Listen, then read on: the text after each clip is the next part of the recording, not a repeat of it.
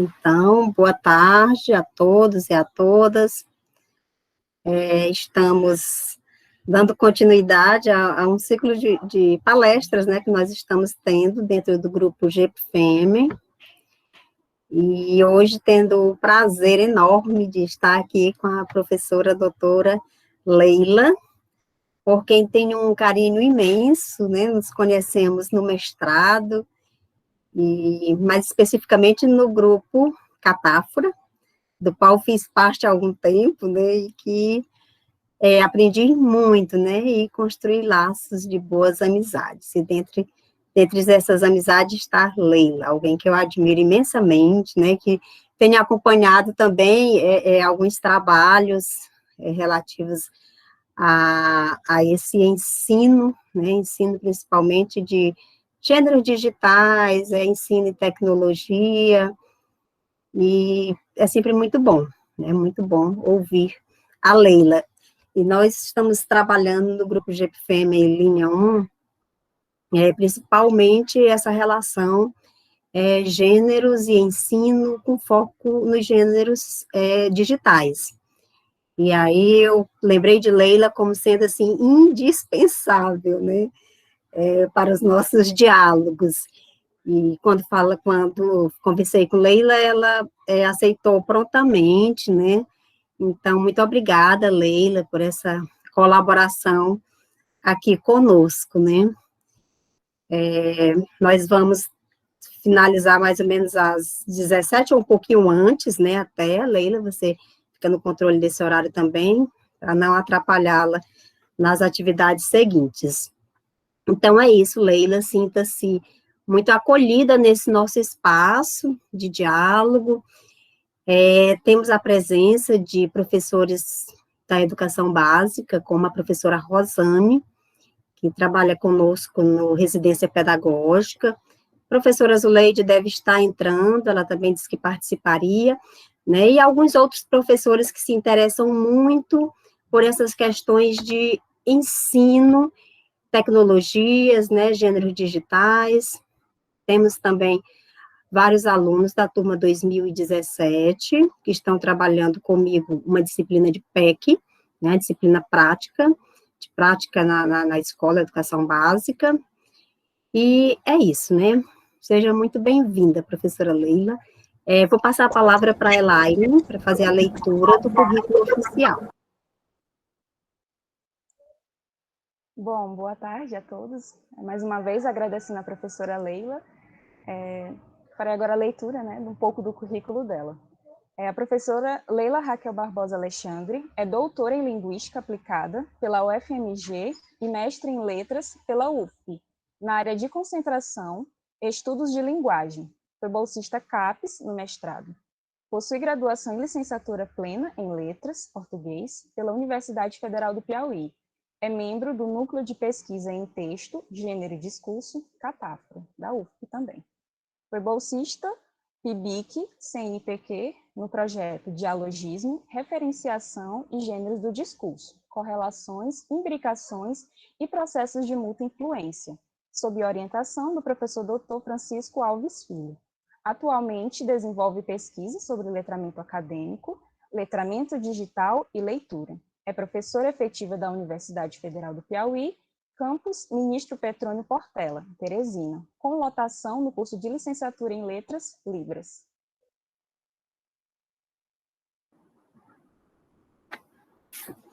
Leila, só anunciando o título da palestra, Leitura em Ambientes Digitais, Caminhos Teóricos e Práticos. É com você, Leila. Então, é um prazer estar aqui, boa tarde a todos. Eliane, só para eu me localizar aqui, falou que o horário previsto para término é 6h30, não é isso?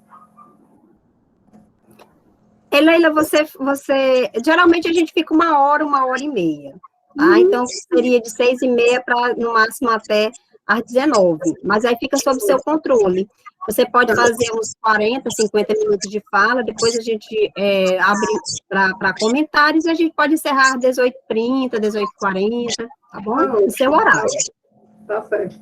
Deixa eu só acender a luz aqui, que agora que eu notei que está escurecendo, só um instante, gente.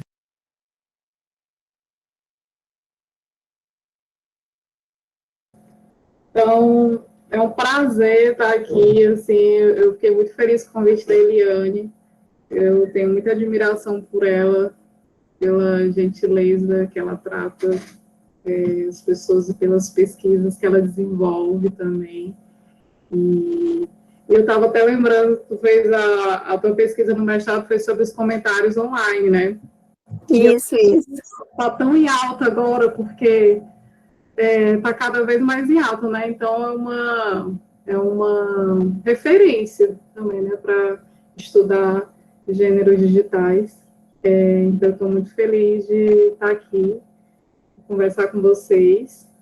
E eu pensei para a gente mais conversar mesmo, assim, é uma das coisas, antes a gente estava até conversando sobre essas modificações que a gente está vivenciando por conta da pandemia em relação à tecnologia, e uma delas é que eu tenho usado cada vez menos slides, porque eu me sinto um pouco mais confortável sem os slides, né, ultimamente.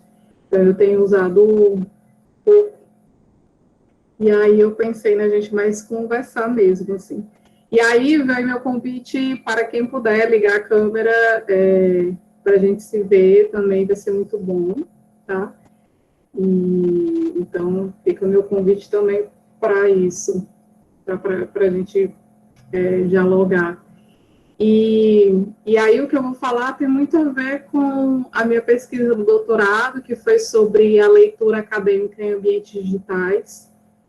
E aí eu vou conversar com vocês algumas coisas sobre isso. Eu sou muito perguntadeira, eu tenho mais pergunta que resposta. Ótimo, Leila. Adoro também. Maravilha. Pronto. Aí eu tenho muita pergunta para fazer. E aí a gente vai conversando sobre essas não respostas, né? Porque tudo muda muito rápido e então eu não tenho tantas respostas assim. Tá? Aí eu vou mostrar algumas vezes algumas imagens para vocês para falar sobre essas perguntas, mas são algumas mesmo. Bom, primeiro é que a minha ideia é que a gente pense que é sempre importante quando a gente vai falar de letramento acadêmico, ou mesmo de gêneros, que a gente dê um olhar para a leitura, porque eu percebo que, às vezes, a produção é mais focada do que a leitura. Quando a gente está falando de letramento acadêmico, por exemplo, a escrita é muito mais focada que a leitura, né? E a gente fala muito de ensino da escrita, e eu vejo pouco se falar de ensino da leitura. Então, eu tenho me debruçado sobre isso, e até estudando leitura de imagem, mas isso é outra coisa que eu estou desenvolvendo paralelamente, assim, e eu penso que a gente tem que assim, olhar para essa leitura e para o ensino de leitura a partir de uma visão também teórica, né, do que embasa, por que precisa olhar para essa leitura, né? Então, na verdade, a ideia é que a gente precisa ter essa consciência do que está por trás dos nossos procedimentos e estratégias de leitura, de quando a gente pede para o nosso aluno, fulano, leia a página tal, fulano, pesquise coisa tal, e assim, a gente deixa o fulano navegar, procurar, e às vezes sem procedimentos, né, sem a ajuda de como ele vai fazer. A gente costuma dar indicações de como ele deve estruturar o texto na hora da produção e muito pouco de como ele deve ler, né, de quais são as estratégias que ele pode seguir para poder ler os textos de uma maneira talvez mais adequada, mais efetiva. Então, a gente tem é importante que a gente tenha essa visada teórica também, né? A gente perceber como que a gente pode ajudar os nossos alunos e nos ajudar também nessas práticas de leitura. Vocês vão ver que eu acho algumas coisas assim, olha, eu faço isso quando eu estou lendo, e tem embasamentos, né, por trás disso. Então, a minha primeira pergunta é assim, quais são os procedimentos que vocês fazem quando o professor pede que você pesquise sobre um tema, produzir uma resenha? Alguém para me descrever. Tipo assim, o professor chegou e falou, olha, gente, hoje nós vamos produzir uma resenha sobre o tema tal, e eu quero que seja entregue até tal dia. E aí, vocês fazem o quê? Primeiro, chora em posição fetal, claro, né? A gente já sabe que o desespero vem primeiro. Mas depois do desespero, quais são os procedimentos que vocês fazem quando o professor pede para você fazer uma atividade desse tipo? É uma pergunta assim que eu quero saber de vocês mesmos. Bom, inicialmente eu procuro saber as características da resenha, né? Como é que faz. E vou pesquisando em vários lugares para saber como é que monta, né? Parágrafo tal, como é que inicia. E depois vou procurando os exemplos de resenhas também. Uhum. E o tema que o professor pediu para fazer a resenha sobre um tema? E o tema também, pesquisar um pouco sobre o tema para se aprofundar, esqueci dessa parte. E aí, faz como? Tipo, se eu digo para você assim, olha, Elaine, agora eu quero uma resenha sobre o preconceito linguístico. E aí? Aí eu tenho que procurar, né? Saber o que é preconceito linguístico. Uhum. Isso, autores também para poder me basear. Uhum. E aí tu pesquisa onde? Eu vou lá no glorioso mundo do Google. Aí depois E buscar as leituras também, né? Que eu já tenho no curso, eu como ensino superior. E aí depois que chegou no Google, faz o quê? Aí eu vou qualificando o que eu acho que é para me aproveitar ou não, porque às vezes a gente encontra um mar de informações que não dizem nada, não tem esse critério de avaliação. Uhum. Então tá. Chegamos no Google, e aí tem uma etapa que foi pulada. Tu teve que escolher palavras-chave. O Google não vai entender o que tu está pensando, tu tem que dizer para o Google o que ele tem que pesquisar. Então, tem uma palavra-chave aí depois é gerado os resultados, avalia, aí chegou lá no site. Faz o que agora? Como é que tu sabe se vai usar a informação ou não vai?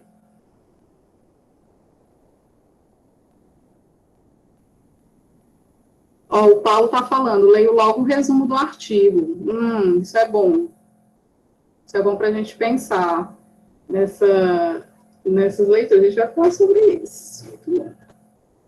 E aí, o que a gente faz mais, assim? Olhou para o site, e aí como é que vocês sabem se o site é confiável ou não é? Wikipédia pode? O Wikipédia geralmente eu não costumo usar.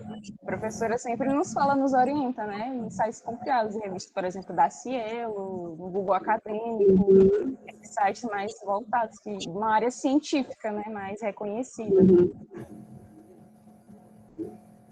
Toda educação pode? O UOL Educação pode, será? Será que a gente pode pegar informação nesses lugares? Será? Eu vou fazer a defesa da Wikipédia. Oi.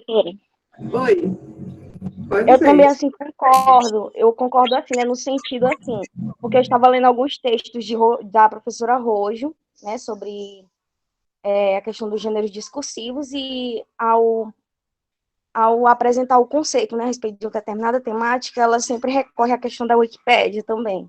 Aí eu achei muito interessante, né, dela fazer esse reforço à Wikipédia, e também eu fiquei, assim, pensando, né, refletindo sobre essa questão, né, seria correto ou não, mas devido a ela estar utilizando, estava repensando. A Wikipédia ela é um caso interessante, assim. Alguém falou aqui, deixa eu ver nos comentários, Maria Francisca falou, depende do tipo de informação, é isso. né? Depende do tipo de informação. A Wikipédia, ela tem informações mais gerais, né? Ela não aprofunda, não é, e nem é o objetivo da Wikipédia. Mas a Wikipédia, ela é confiável. Tem pesquisas mostrando que uma informação errada na Wikipédia dura 6 segundos. Por quê? A Wikipédia, ela é atualizada por pessoas que precisam saber um pouco de linguagem de programação. Só isso já limita um pouco, não é todo mundo. É que a gente tem a ideia de que todo mundo mexe lá, mas não é, né? Na verdade, se a gente for ver na internet como um todo, são poucos os espaços que a gente realmente pode dizer, olha, nesse lugar que todo mundo faz tudo. E tem muito pouco produtor de conteúdo na internet. A maioria é de leitores, né? Então, a Wikipédia, ela não é tão mexida assim.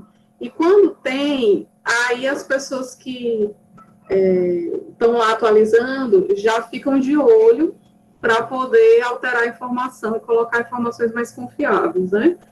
Isso significa que ela é o ideal para usar como fonte acadêmica? Não. Mas, por exemplo, se você precisa, pelo menos, ter um indício de onde ir, aí talvez a Wikipédia seja um caminho, né? Realmente depende do tipo de informação que se vai consultar. A Rafaela está falando, pode procurar nos periódicos, os artigos que envolvem a temática. Então, a gente vê aí que tem vários procedimentos. Aí, o que é interessante?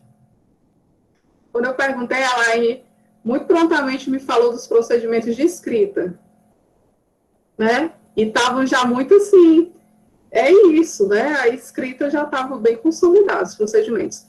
Quando a gente pensa nos nossos procedimentos de leitura, a gente fica assim, vixe, não sei, eu acho que eu tenho dúvidas. Como que eu faço para ler? Né? A gente não costuma pensar nisso. Como que a gente lê? Como que a gente segue no texto? O que a gente faz? A gente tem a ideia de que a gente lê uma palavra depois da outra, por exemplo. Vocês leem assim? Eu não leio assim, uma palavra depois da outra. A notícia que eu tenho para dar é que a gente não lê uma palavra depois da outra, tá? A gente lê dando saltos. A gente, na verdade, lê dando saltos entre as linhas. A gente foca mais ou menos no meio de uma linha e salta. Porque se a gente lesse linearmente mesmo, a gente demoraria muito para ler. Então, a gente lê um pouco mais nesses saltos, tá? Deixa eu só fechar a porta, porque a gatinha tá brincando bem aqui. Aí vocês estão escutando barulho de saco, é a gata.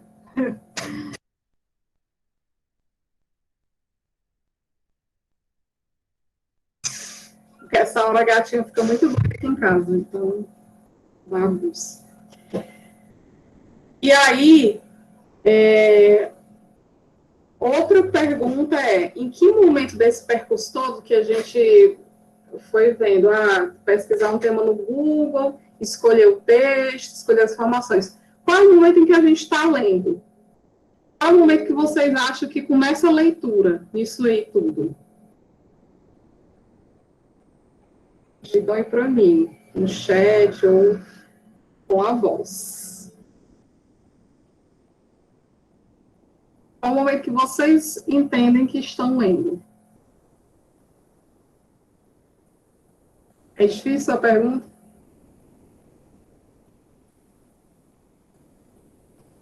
Ela é difícil?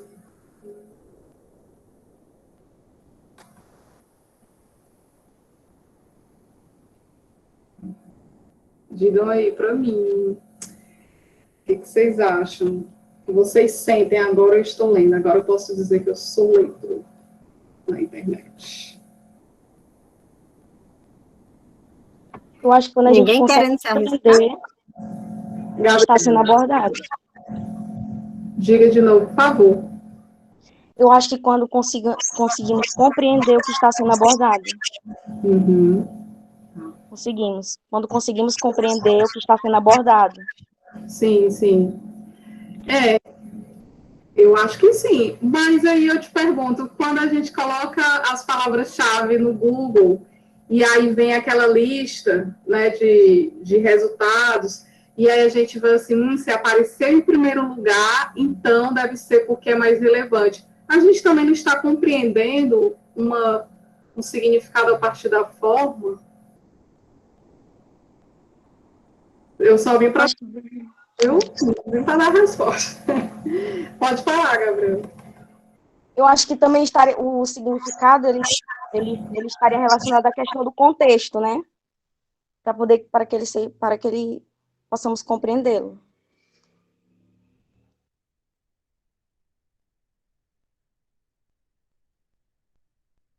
Eu estou falando aqui sempre isso acontece, gente.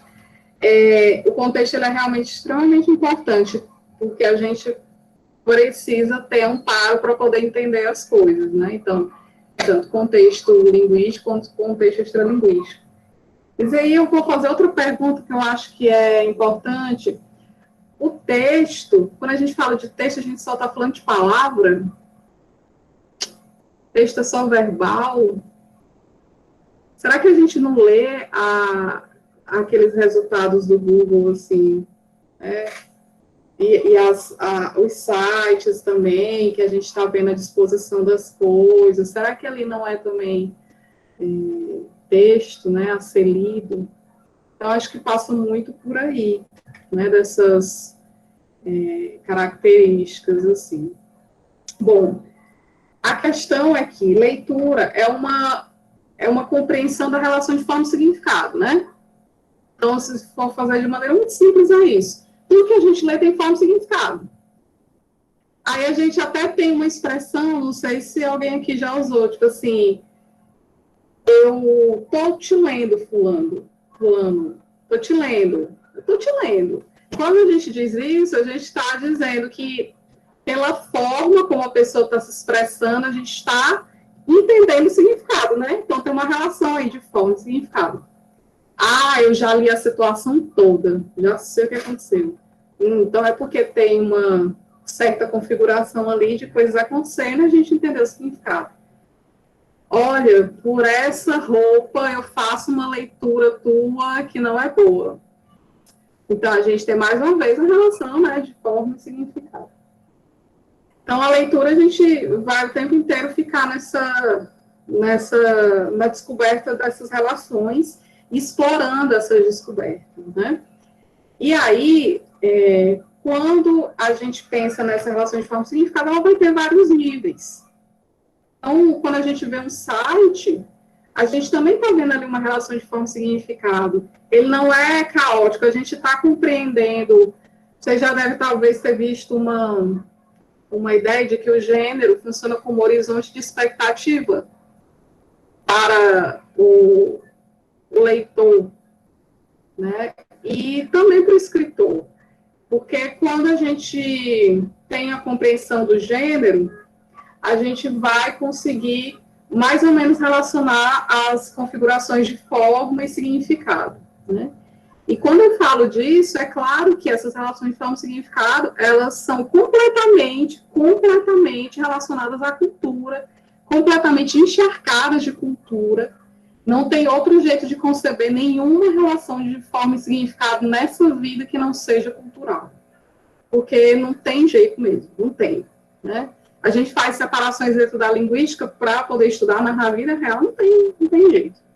Eu vou mostrar uma coisa para vocês, um teste que eu faço com os meus alunos quando, na primeira aula de leitura e produção de texto, vocês me digam o que vocês acham.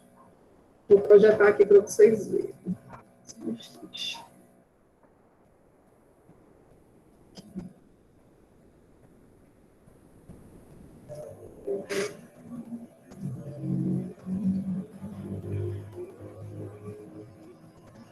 Deixa eu ver. Vocês estão vendo uma imagem?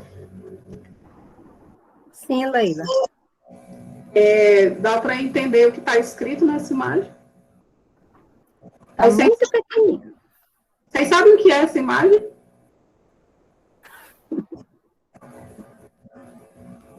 Parece Sim, um sim. artigo. Parece um artigo. Pela forma. De artigo. É um artigo. É um artigo científico. Vejam que a gente não precisou ler as palavras para saber que é um artigo científico. O que a gente leu aí?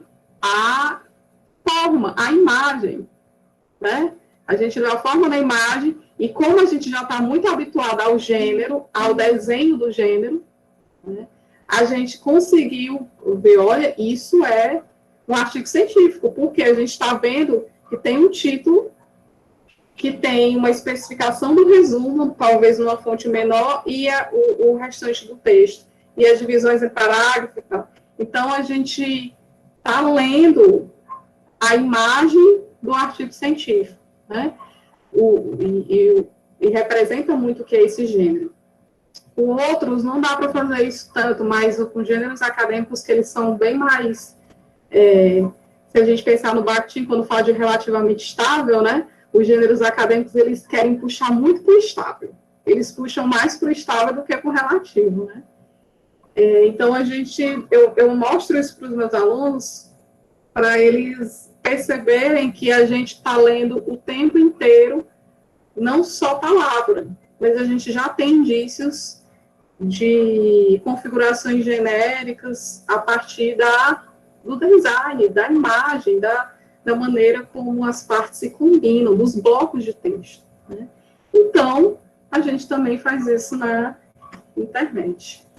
Deixa eu... Vou passar aqui para vocês. Aí, eu vou mostrar mais outras 3 imagens.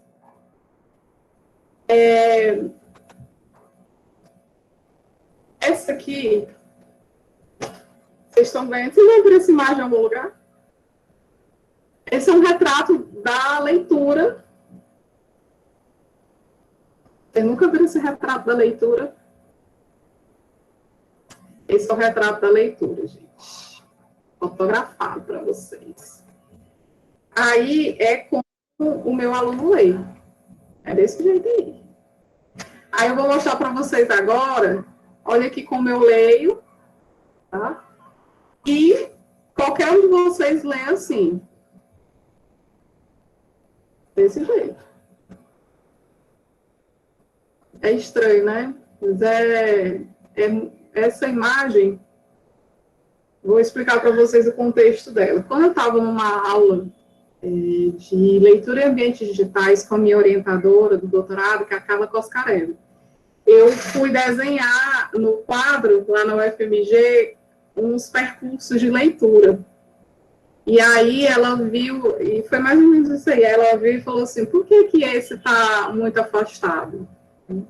E aí começou essa discussão. Isso é um retrato da leitura. Por quê? Se a gente for ver todos esses círculos, eles têm uma forma parecida, eles têm uma trajetória parecida, mas eles se diferem um pouco. É aquela coisa do relativamente estável, né? Eles têm cada rodinha dessas é uma leitura que a gente faz. Então, bom, se eu agora leio um artigo científico determinado, por exemplo, Bakhtin, eu lembro que quando eu comecei a ler Bakhtin, eu achava muito difícil. Eu achava que eu nunca ia entender aquele homem. Era para mim, assim, não sei se você já, com certeza já leu Bakhtin, né, ele? Já coloquei eles para lerem Bakhtin e sofrerem.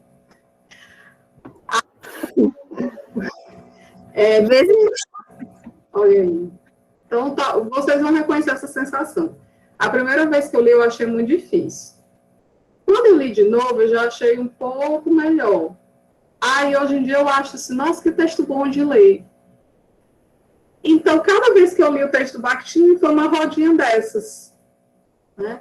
A trajetória é parecida, porque o texto é o mesmo, né? Quando a gente vai ler um texto, o texto não vai mudar, o texto está lá, que muda é o leitor, né? O texto não muda, não, o texto é o mesmo sempre, o leitor é que muda, né? Então, cada vez que a gente vai ler um texto e que a gente muda a percepção sobre ele, é uma rodinha dessas. Aí, às vezes, a gente vê uma leitura assim muito afastada, tipo, a gente está vendo uma rodinha assim muito distante, né? E aí a gente se pergunta o que é que aconteceu. Às vezes, essa rodinha mais afastada representa talvez um problema de compreensão. Talvez seja assim, quando eu interpretava Bakhtin de um jeito assim, totalmente sem noção. Aí essa rodinha mais afastada. Então, por isso que eu digo que esse é o retrato de leitura. Isso vale para qualquer leitura que a gente vai empreender, né? Essas relações, tá?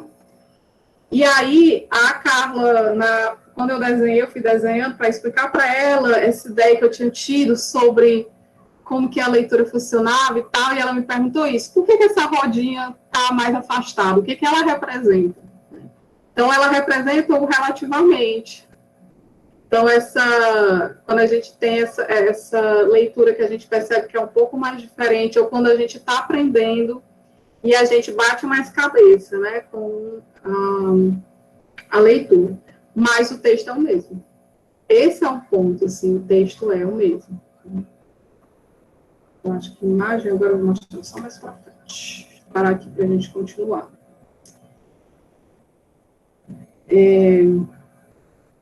E aí, a gente percebe que as características do gênero, elas são recorrentes, né, na relativa estabilidade. Mas algumas ações de leitura vão depender do objetivo de leitura. Mas o gênero, ele é recorrente. E o texto, ele é o mesmo. Mas, como a gente vai guiar nossas ações de leitura, aí é que é a história, né? Então, gente, tá todo mundo andando de moto aqui na frente de casa, impressionante. Aí o que a gente tem é uma ideia de que os caminhos, né, são um pouco diferentes, mas as trajetórias são parecidas. Vocês sabem, por exemplo, que um avião... eu fiquei um pouco chocada, um pouco com medo quando eu soube isso. Mas vocês sabem que um avião, ele nunca passa exatamente no mesmo lugar no céu, assim? Dá medo. A trajetória é a mesma, mas sempre tem uma variação do caminho. Por quê? Porque tem vento, porque tem piloto diferente, né, guiando, enfim. Tem uma série de influências. E aí acontece isso. Então, quando a gente está lendo também, né, a gente está o tempo todo sofrendo essas influências, então a gente vai mudando cada vez que lê. E vai mudando muito conforme o objetivo de leitura. Quando eu fiz minha pesquisa no doutorado, eu fiz testes de leitura com graduandos em letras, português da UFP. Eu pedi que eles pesquisassem um tema, foi preconceito linguístico, e eu gravei a tela. Gravei a tela deles para ver o que eles iam fazer. E aí o que eu vi foi, isso é muito angustiante para um pesquisador, muito pouco estabilidade. Cada um ia seguindo um caminho, e eu ia ficando angustiada porque eu estava naquela ânsia, como pesquisadora de gêneros, né, de ver a estabilidade, a recorrência. E aí eu às vezes tinha dificuldade de ver essa recorrência. Porque alunos que já estavam super avançados assim do curso, que participavam de grupos de pesquisa, liam muito bem textos acadêmicos, se perdiam lá na internet. Abriam um monte de aba e não conseguia fazer a tarefa. E o aluno que estava ali na metade do curso, que disse que não sabia pesquisar bem, de repente sabia se localizar muito bem, pesquisava um pouco site, tinha critério. Aí eu fiquei, o que eu faço agora? Porque cadê a recorrência desse negócio, né? Porque eu esperava que tivesse algo assim. E aí eu vi que não, que é tão complexo que tem coisas ali nos indivíduos, leitores, né, que eu, como pesquisadora, não consigo alcançar. Então, o meu papel é ver o que eles fazem, né? E tentar prever algumas coisas em relação ao contexto deles. Quem eles são, o que eles já passaram no curso, mas é complicado. E isso vai acontecer com qualquer professor que vai trabalhar a leitura, né? A gente não consegue prever tudo. A gente consegue mais ou menos guiar algumas coisas. É por isso que é uma ideia que eu tenho trabalhado cada vez mais na concepção do professor como mediador de leitura. E mediador, para mim, significa perguntador. Porque a gente não consegue dizer, por exemplo, como a gente faz na escrita, falou assim, olha, para você escrever tal gênero, você pode seguir esses passos e aí você vai ter mais ou menos uma ideia, você vai chegar perto mais ou menos do que é considerado recorrente. Na leitura, isso pode ser um pouco mais complicado, porque a gente tem que trabalhar com umas questões que fogem um pouco do que a gente está conseguindo ver ali, né? E aí vai depender muito do objetivo de leitura também. Então, eu tenho trabalhado muito com a ideia do mediador, do professor de leitura como mediador. E tem sido interessante, assim, mas todo dia descobrindo que eu não sei de nada.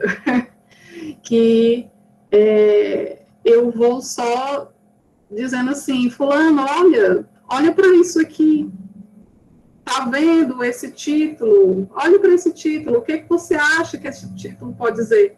Mas não tem como a gente definir respostas prontas, né? Então, é mais uma ideia de conduzir para a descoberta de estratégias. É isso que tem perpassado muito a minha configuração, assim, dessa prática. Então, um foco que eu vejo é o objetivo de leitura. E isso ficou mais forte porque na minha pesquisa de doutorado, eu vi muito que os alunos, talvez vocês se reconheçam, eu me reconheci, eles perdem o objetivo de leitura. Eles começam a pesquisar, estou pensando sobre preconceito linguístico, aí vão indo, pesquisando 1001 coisas, e vão se perdendo, e aí esquecem de ficar voltando na instrução. Bom, eu tenho que fazer o quê? Escrever uma resenha sobre preconceito, sobre, sei lá, é porque não era para ter sido resenha, né? Eu fui bem doida. Artigo, vou pensar no artigo, sobre preconceito linguístico. Bom, se é um artigo, eu tenho que colocar vozes conflitantes e que concordam também para construir essa ideia. E aí o que acontecia é que muitos alunos simplesmente iam indo pesquisando informações, abrindo várias abas e não voltavam para olhar para o que foi pedido. Não conseguiam desenvolver um pensamento estratégico. Eles buscavam, sabe acumulador? Tem as pessoas que são acumuladoras, elas não têm estratégias do que elas vão colocar na casa delas, elas só vão acumulando, né? Pegando e tal. E aí eu vi muito isso os alunos, né, que eu observei. Eles iam acumulando informação, acumulando.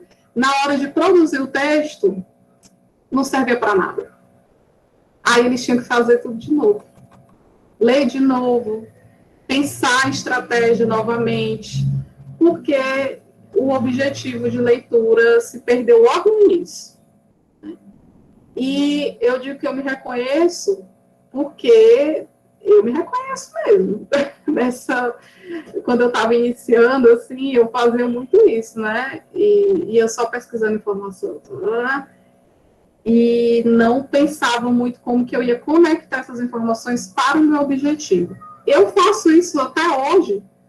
Quando eu estava escrevendo minha tese, eu fui pesquisando um monte de coisa, tal. E aí a minha orientadora dizia assim, certo, vai usar para quê? Em qual parte?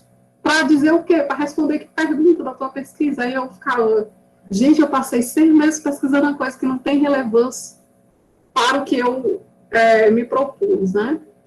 Por isso que eu digo que esse professor mediador, ele tem essa função de guia, né? Porque não tem muito como dizer, olha, faça isso, faça aquilo, mas assim, olha para o teu objetivo. O que é que tu quer nessa internet? Porque é muito fácil a gente se perder na internet com esse tanto de informação. Eu estou, assim, há meses fazendo um artigo,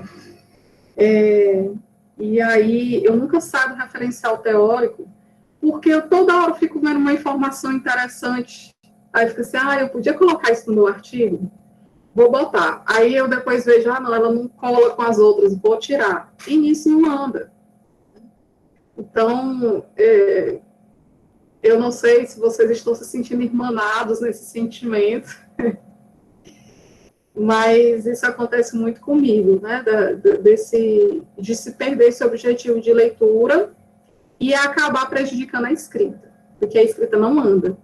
A sensação de branco que dá, né, quando a gente vai escrever um texto, muitas vezes tem a ver com isso, porque a gente perdeu o foco e fala assim, não, eu vou ler mais um pouco, e aí eu escrevo depois. E aí, às vezes dá ruim, porque a gente fica se perdendo na internet, né?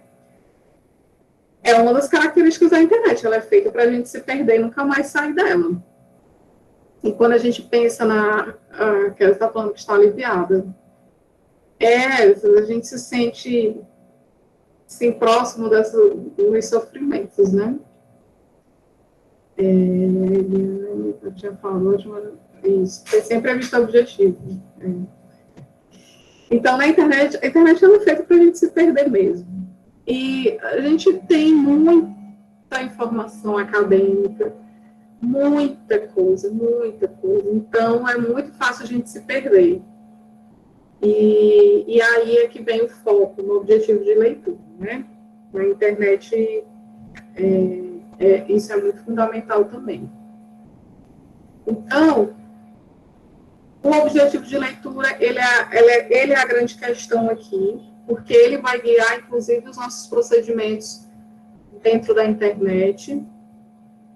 E aí, eu vou fazer uma pergunta para vocês não esquecer. A Eliane está aqui, né, professora de vocês, orientadora, vocês vão esquecer que ela está aqui. Estou, Leila, de vez em quando eu estou saindo, porque eu estou numa tosse danada. Mas esqueçam que ela está aqui, viu? Que eu vou fazer uma pergunta que ela não pode ouvir. Aí eu vou perguntar para vocês, quando ela passa um texto, vocês leem todo? Ou ela está de olho aí? Vocês leem todo mesmo, se ela passa um artigo. Aí vocês leem tudo, né? Qual o constrangimento? Ela não está vendo, gente. Ela não vai levar para o pessoal. Olha aí os sorrisos, né? Já dizem muita coisa. Bom, eu não leio. Eu desconfio que, às vezes, a Eliane também não lê. Eu desconfio. Mas, por que isso é errado? Não é errado, isso é estratégia, tá? É estratégia de leitura. O tempo todo, como eu falei, a gente está lendo, dando saltos. E, às vezes, a gente dá saltos não só nas linhas, mas a gente dá saltos dentro do gênero. Que agora eu venho, deixa eu ver.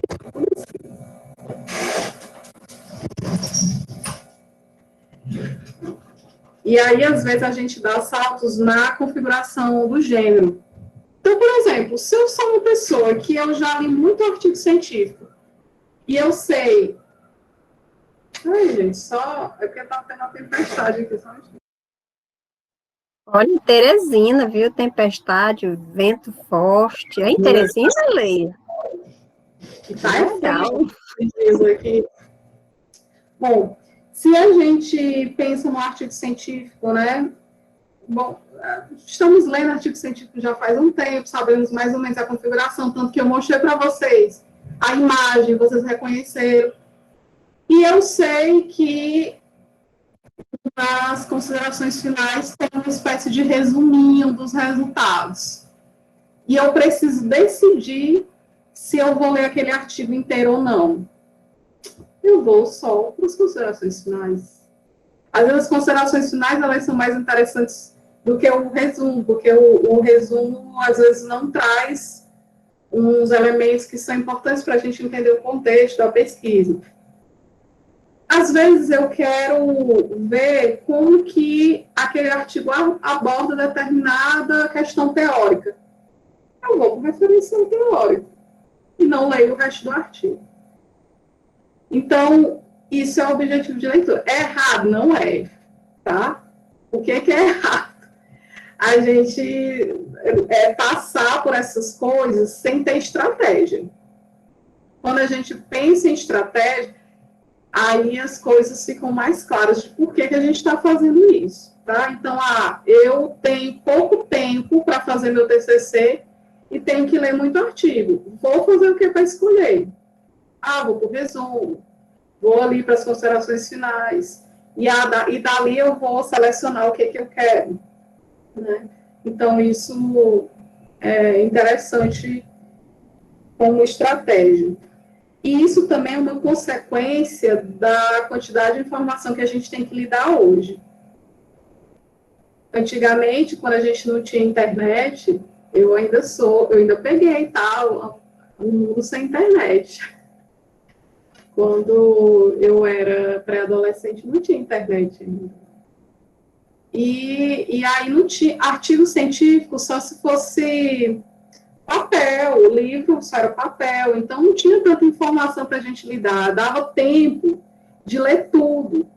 Agora não, a gente tem que fazer várias leituras, né? A gente tem que ler para buscar, a gente tem que ler para selecionar se a gente vai ler mais profundamente, e aí a gente lê profundamente.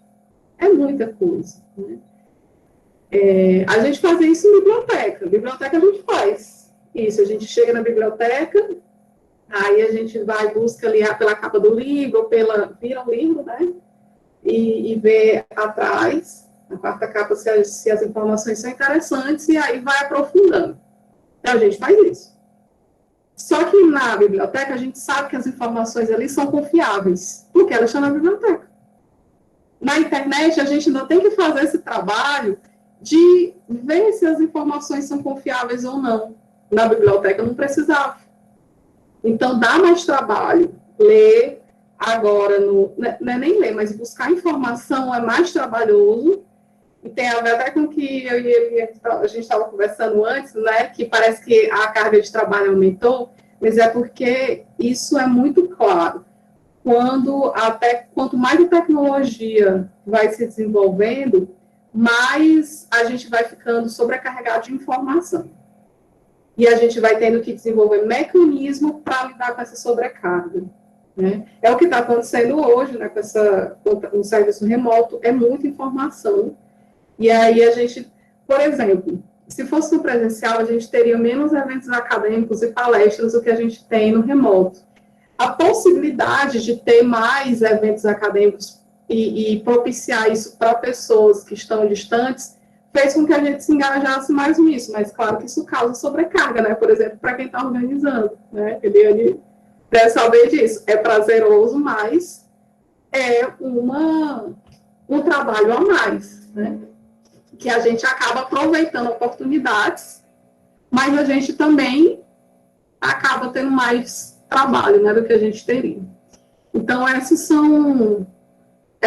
uma coisa que é muito recorrente. Quanto mais tecnologia a gente tem disponível, mais a gente acha que deve usar. E aí a gente se sobrecarrega de informação e aí tem que desenvolver um mecanismo para filtrar. É meio doido isso, né? Parece coisa de ficção científica, e é. Só que é uma ficção científica que está rolando, acontecendo, tá? É real, né? Não é mais ficção, é a ciência, tá? Isso está acontecendo, assim, de fato. Exemplo. Todo mundo aqui tem celular, imagino, né? Eu lembro quando não existia celular, que ninguém sentia falta de celular. A gente só dizia assim, quando saía de casa, né, aí às vezes a mãe ficava assim, eu queria ter um jeito de falar contigo se tu estivesse fora. Mas era só isso. Não tinha muito assim, ai meu Deus, a gente precisa ter um celular. Precisa ter algum dispositivo que permita que se comunique fora de casa. Não tinha isso, nessa percepção. Aí inventaram o celular.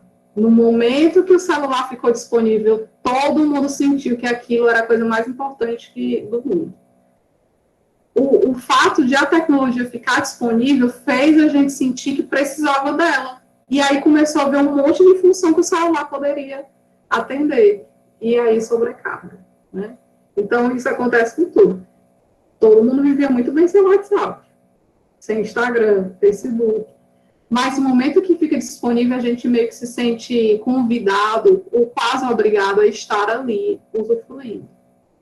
Então, é como se a tecnologia criasse a necessidade. A gente não tinha, mas a tecnologia criou a necessidade, né? Essa é uma situação que a gente acaba tendo que lidar, né? Então, quando a gente pensa especificamente, né, na leitura acadêmica, como isso acontece em qualquer leitura, a gente dá salto entre as partes do texto mesmo, porque a gente sabe que a informação está em determinado lugar, ou porque a gente quer ter uma visão geral do texto. Tem uma coisa que a tecnologia permite que se chama Ctrl+F, que é buscar no PDF. Então, às vezes, eu quero saber se um termo foi tratado numa tese, eu não vou ler a tese inteira. Eu dou um Ctrl+F e vejo como é que o termo foi tratado ali, né? É uma estratégia. É muita tese para ler, isso é bom, mas a gente tem que ter estratégias para conseguir lidar com a quantidade de informação, né? E aí, para a gente usar essas estratégias, aí a gente precisa saber como que vamos ler, né? Não tem como você usar estratégia de leitura se você não conhece aquele gênero muito bem. Precisa disso, né? Principalmente na prática acadêmica. E aí, como que a gente conhece um gênero muito bem? Tendo contato com ele. É muito simples. A gente aprende a mexer no Instagram, por quê? Porque teve contato no Instagram. É isso. Qualquer coisa a gente aprende a utilizar aquilo quando a gente tem contato. Só que aí a gente tem a figura do mediador, o professor mediador, que vai ensinando a gente a olhar para aquilo de um jeito mais estratégico mesmo. Então, quando a gente bate o olho na imagem do artigo científico e consegue reconhecer que é um artigo científico, é porque o nosso olhar foi treinado. Foi treinado como? Porque tivemos muito contato com artigos científicos ao ponto de conseguirmos perceber as recorrências à forma e já relacionar com o conteúdo que vai estar lá. Então, isso é um olhar treinado. A partir desse olhar treinado, a gente consegue pensar em estratégias também de leitura, né? Eu acho que parte muito também da gente conversar uns com os outros sobre como lemos. Às vezes tem uma ideia que é engraçada, né? Quando a gente vê um texto publicado numa revista acadêmica, ele está tão bonito que a gente pensa, eu queria escrever igual o fulano, porque está tão bonito. Só que assim, aquele texto passou por revisão. Aquele texto, quando foi feito primeiro pela metade, aí depois que fez a introdução, porque a introdução, vocês sabem, né, que é a última parte que a gente faz no artigo. Então, assim, o texto, ele não é construído de maneira linear, e nem a gente lê de maneira linear, né? Mas quando o texto está lá pronto, parece que ele foi feito assim, tudo bonitinho. Primeiro, referencial teórico, depois metodologia e depois análise. Aí a gente, às vezes, quer fazer igual, e não é assim, né? Muitas vezes a gente está fazendo análise e ainda terminando o referencial teórico. Isso é normal. Só que a gente não conversa, então a gente não sabe que é normal, que é uma prática comum, inclusive de pesquisadores extremamente experientes, porque textos são construídos em blocos, textos não são construídos linearmente na prática acadêmica, principalmente, né, que é a que eu estudo. Mas grande parte dos textos, eles não são construídos linearmente, porque a gente pensa em blocos, assim, a gente vai pensando, aí vai colocando uma parte.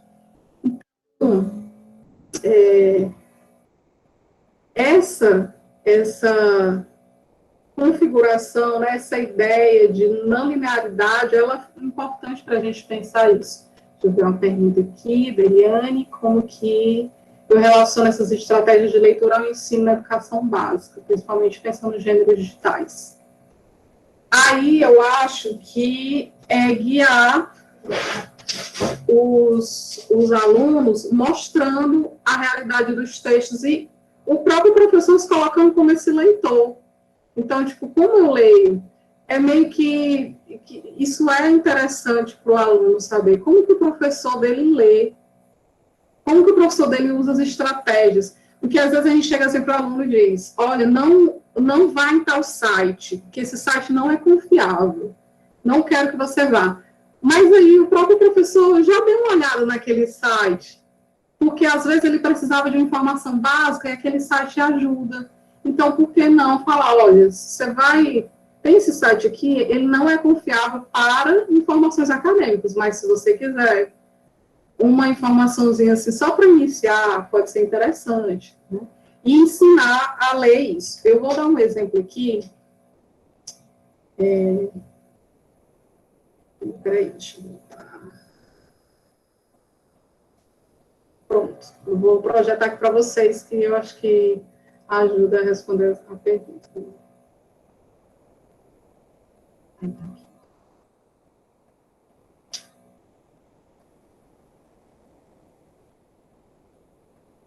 Estão vendo aí o site? Agora vai. Estão vendo o site? Sim, Leila, está projetando. Uhum. Aí, olhando para esse site aí, o que vocês podem me dizer sobre ele? As informações nele, vocês acham que elas são confiáveis ou não?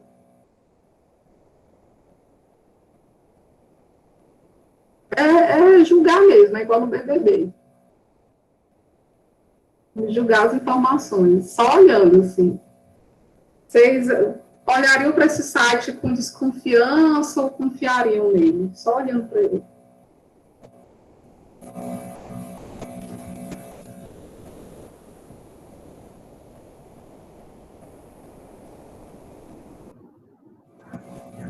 E aí?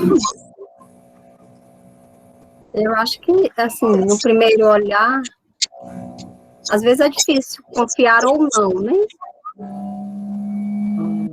Mas acho que precisaria de uma leitura mais.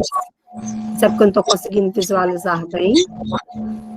Mas eu voltei para me visualizar bem mesmo, não. É só para a gente tapa, assim, para a gente fazer aquele julgamento injusto. Eu estou desconfiando, não, Leila. Eu não estou desconfiando, não, né? Bom, vamos ver. E aí, alguém mais desconfia ou confia acha que essas informações dele são confiáveis, mesmo que vocês não saibam que informações são essas, só olhando para a cara dele. Professora, eu vejo um embaralhado de informações. Eu não acho tão confiável, só olhando de primeira vista, né? Teria que fazer uma leitura mais detalhada. Uhum. À primeira vista, eu não acho confiável. Agora, se eu pergunto para vocês acham que nesse site tem informações acadêmicas confiáveis? A Eliane já disse que não, que ela acha que não. Concordam? Professora, não sei se só sou eu, mas a imagem está escura. Se você parou de transmitir. Ah, está escura, Leila. Ai, meu Deus, deixa eu ver aqui. Eu que essa sou eu.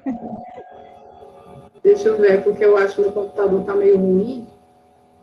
E ele acaba...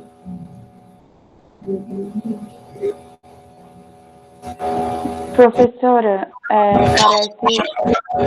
parece transmitir bastante fake news, eu acho, pela quantidade de notícia que tá aí.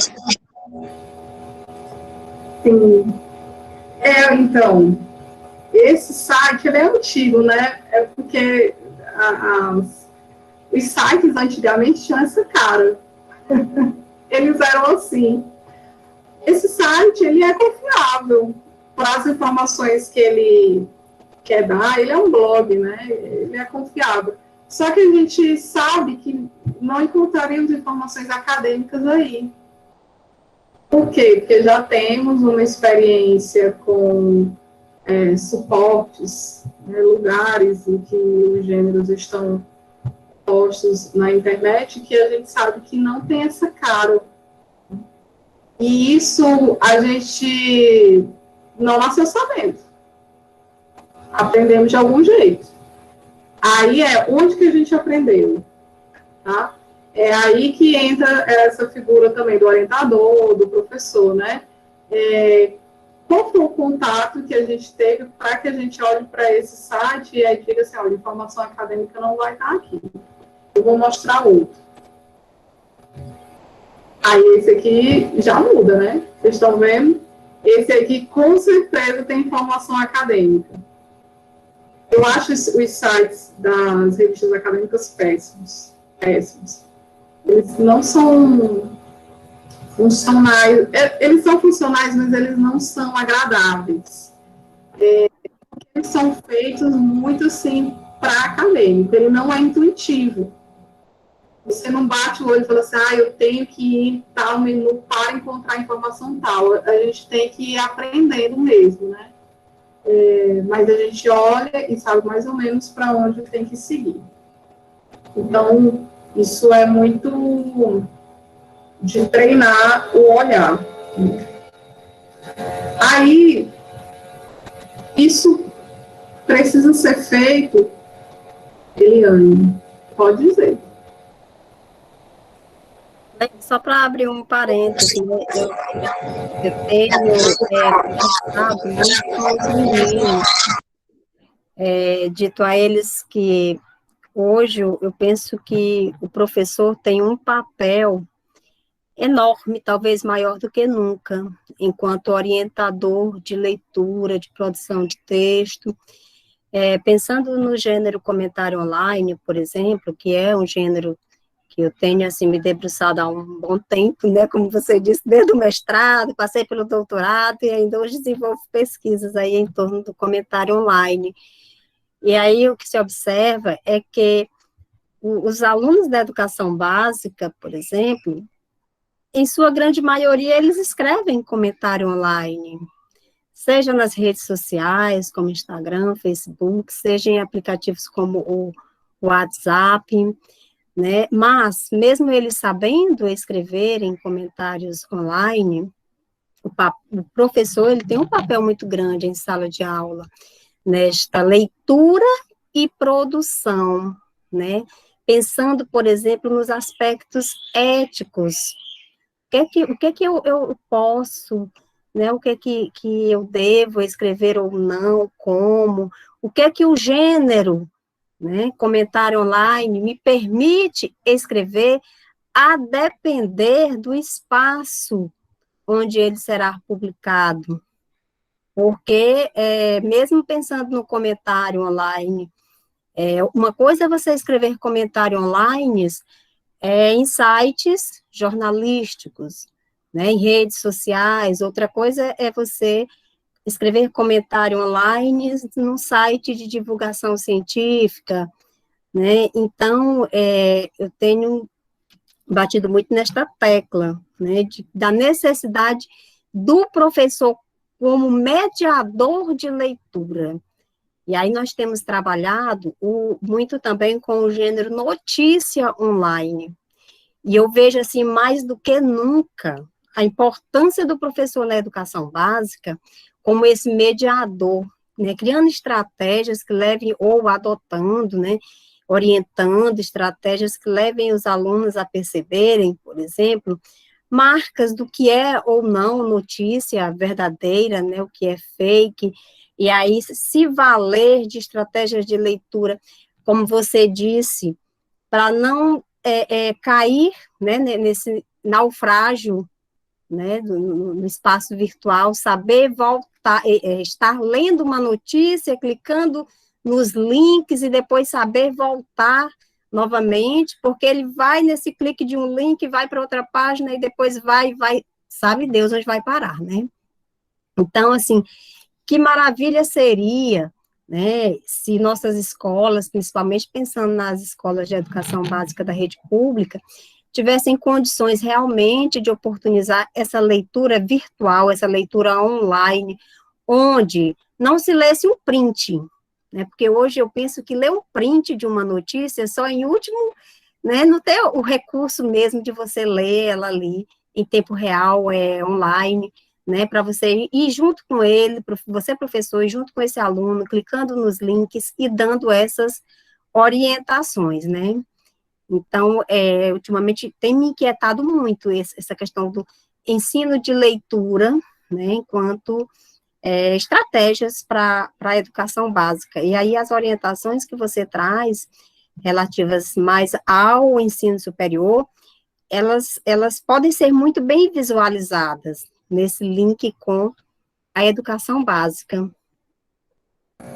Eu assino embaixo tudo, Eliane. Acho que esse papel do professor ele é cada vez mais importante mesmo, assim, né? Porque é uma coisa que, quando a gente pensa na loucura mesmo que as fake news estão fazendo no mundo, assim, e eu costumo dizer que a gente está nisso tudo que a gente está vivendo, né, muito por causa de linguagem mesmo, de palavra, de texto, né, porque é problema de leitura, né, então o professor, ele precisa realmente se engajar nesse processo de guiar, de ser o mediador. Eu estava pensando até nos comentários, quando estavam falando, que às vezes faz muita falta, né, de, sei lá, tem alguém que diga ali para aquele fulaninho que vai comentar uns absurdos nas notícias, assim, olha, quem que você acha que está lendo seu comentário? Né? Essa percepção essas estratégias cognitivas para levar a pessoa a perceber qual o contexto, para que ela está comentando, qual o objetivo daquilo, né? Eu acho que é um papel muito importante assim, para o professor ajudar. Né? E essa dimensão de que na internet a gente tem uma parte em que a gente está buscando informação, que parece que a gente não está lendo, mas a gente está lendo. A gente está o tempo inteiro, o que a gente chama de navegação, né? Que a gente se perde nesse mar, afunda, naufraga. E a gente naufraga porque falta estratégia de leitura, guiando, né? A gente nesse processo. Então, é algo que é fundamental e pode ser ensinado nesse sentido da mediação, né? Porque a gente aprendeu de um jeito que, às vezes, foi assim, aprendi sozinha a mexer na internet. Bom, mas se eu tivesse um professor me ajudando, talvez eu conseguiria fazer coisas mais eficientes em menos tempo, ou mais adequadas, ou ser realmente um produtor de conteúdo. Me preocupa muito que hoje na internet, grande parte das pessoas que estão produzindo conteúdo são muito prejudiciais.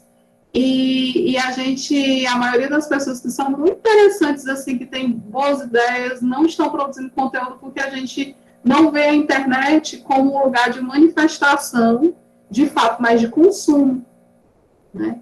E eu acho que isso tudo passa por essa... É algo que tem que ser construído no ensino básico mesmo, né? Porque chega no ensino superior, e eu vi isso na minha pesquisa, que o problema não foi criado no ensino superior, né? O problema veio do ensino básico mesmo. E aí eu vou finalizando para a gente abrir para as perguntas, né? Dessa percepção desse professor mediador, que primeiro de tudo ele tem que ser um leitor. Ah, leitor de quê? Bom, leitor. Eu não estou nem pedindo para ser assim, leitor de clássicos, porque Isso aí é algo que cada um... Isso não define a inteligência de ninguém, nem se é bom professor, se não é, nem se é uma boa pessoa, se não é, ler classes. Ajuda em algumas coisas, mas isso não define muito, né? Mas ser um leitor, o que significa ser um leitor? Ser estratégico nessa percepção das relações de forma e significado no mundo, né? Então, nas coisas que estão circundando. Perguntador, então, um professor mediador, ele é cheio de perguntas, né? E tem uma ideia embasada sobre esses caminhos de leitura, que quer que o aluno descubra, né? Então, ir para esses processos de mediação com uma ideia de quais pistas vai deixar para esse aluno seguir e ir compreendendo e aprendendo como tem que seguir, né, no percurso de leitura. Então, assim, guiar para que esses alunos consigam perceber as coisas na internet de uma maneira crítica e estratégica mesmo, né? Tipo, sempre desconfiando de tudo. Eu acho que é isso. Eu fico, às vezes, tentando ensinar a minha mãe a lidar com mensagem do WhatsApp, que ela me manda essas coisas. Eu falo assim, saiu aonde isso? Aí eu fico, né? Mãe, mas saiu aonde? Ah, foi no YouTube. Mas é de quem? Veja bem aí qual é a formação dessa pessoa. Será que essa pessoa é confiável? Que às vezes o meu companheiro, ele pega e ficou brigando com a mãe dele falando de coisa antivacina. Eu falo assim, não é assim. Você não vai dizer que está errado, você vai mostrar para ela os caminhos para que ela descubra sozinha que está errado. Eu acho que é muito isso do mediador, né? Porque para dar aquela sensação no aluno de que, meu Deus, eu descobri uma coisa. O professor, não foi o professor que me ajudou, eu descobri sozinho, mas foi esse professor, né? Esse professor mediador que estava ali no caminho. E esse professor mediador, ele ajuda a formar um aluno investigador, que é o que? Um cidadão digital. Principalmente isso, é um cidadão digital. Ele tem noção do papel dele socialmente e como que ele pode se relacionar com os outros. Né? Ele está em busca das respostas e aí ele vai elaborando mais perguntas no caminho, porque a ideia é que esse professor mediador, ele forme aluno perguntador também. Né? Acho que isso é muito importante. E ele vai desenvolvendo estratégia, vai pensando em soluções para como que ele vai lidar com esse caminho digital, né? Como que ele vai relacionar as informações de uma fonte com outra fonte, confrontar, como que ele vai olhar para o texto e vai saber, olha, aqui eu posso ler, aqui eu não posso ler, aqui eu posso pular, aqui eu posso me dedicar mais à leitura. Então, essas estratégias são importantes, né? Esse caminho ser desenvolvido. E aí é uma retroalimentação, porque às vezes eu estou dando aula sobre leitura, e aí às vezes o aluno me chama a atenção para uma coisa que ele descobriu que eu nunca tinha pensado, eu nunca tinha tido aquela leitura, assim, eu nunca tinha descoberto aquilo, e isso já me alimenta para eu poder pensar em novas estratégias. Bom, é isso que eu tinha para conversar com vocês, assim, eu fico aberta para perguntas, espero que tenha sido proveitoso, né, que tenham gostado, e estou disponível. Ótimo, Leila, maravilhosa a sua fala, né? E contribui muito aqui com as nossas discussões. Talvez, né, porque eu tenha feito parte do Catáfora, né, junto com você, então nós temos um discurso assim, bem parecido, né? É claro que com muitos acréscimos aí sua fala, né?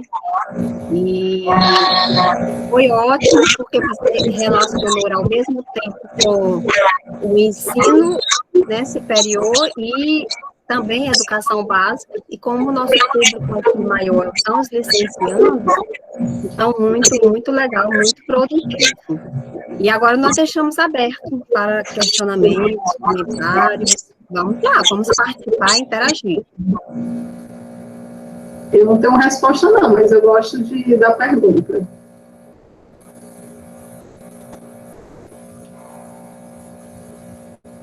Vocês podem ligar o chat para perguntar, desculpem o microfone pelo chat. Pode ficar à vontade.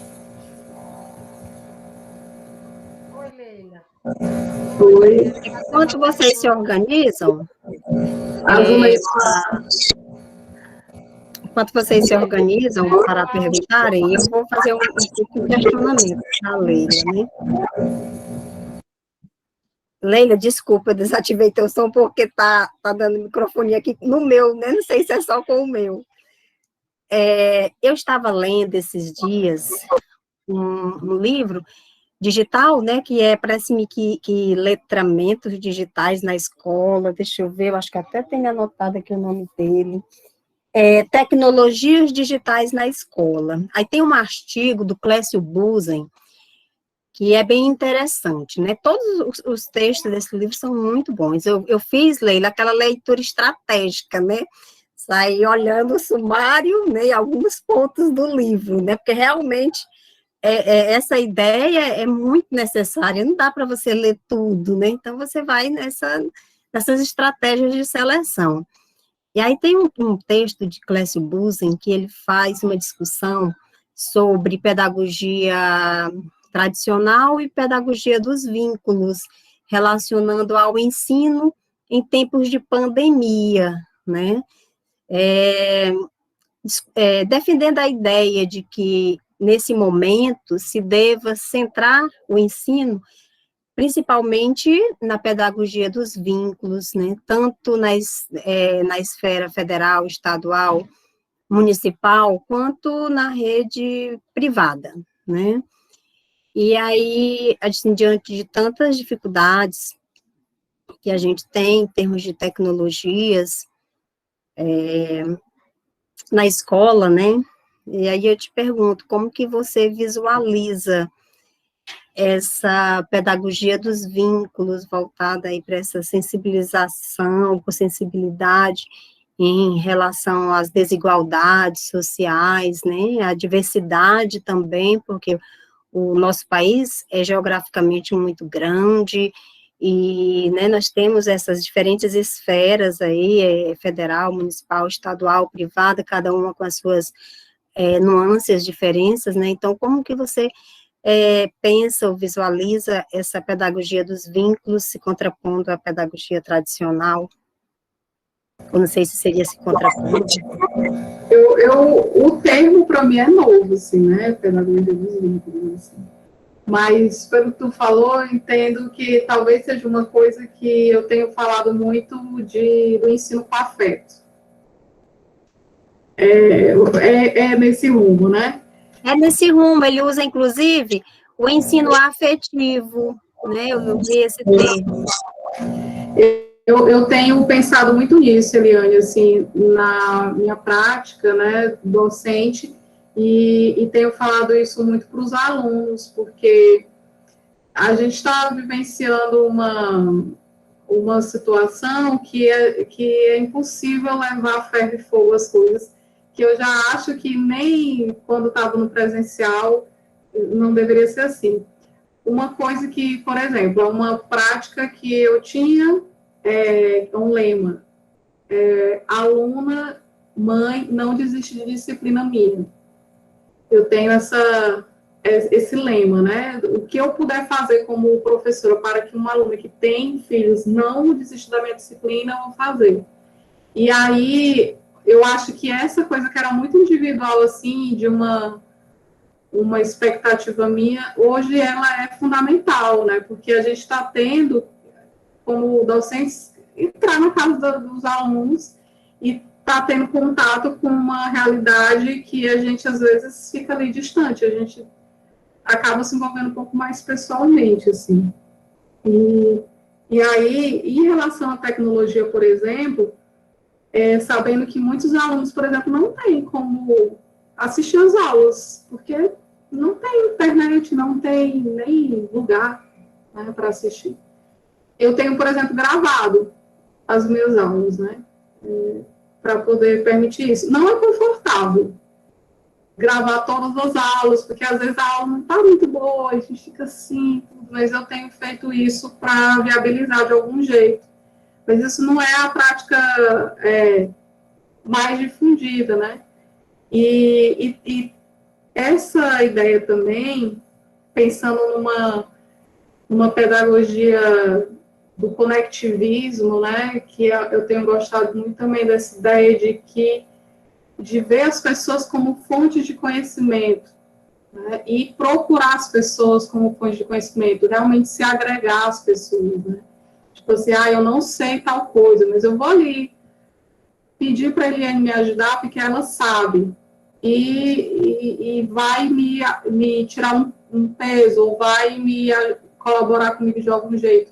Então, esse incentivo à colaboração, ao afeto e a essas relações de aprendizado que sejam no sentido de realmente estar contribuindo para esses caminhos de aprendizagem do outro, eu acho que é algo que a pandemia deveria estar fazendo repensar, mas o ensino superior, que é a minha prática, é muito complicado. A gente está vendo cada vez mais adoecimento, né, no ensino superior, justamente porque assim, é muito difícil.